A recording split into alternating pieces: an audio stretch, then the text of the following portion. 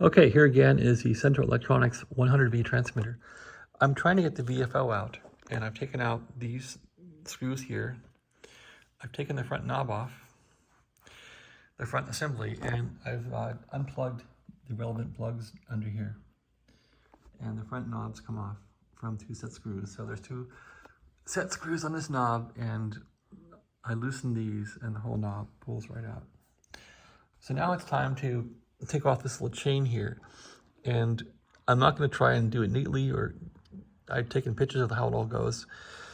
Worry about it later. I just want to get the chain off of there. And so I've moved the VFO down a bit. You can see here where I've simply moved it off to one side, and see how the chain has slack in it now. Now I'm going to pull the chain off and forget about it. So you can very gently grab this chain and try and get it off like this maybe. Yep, there you go. So the chain's off.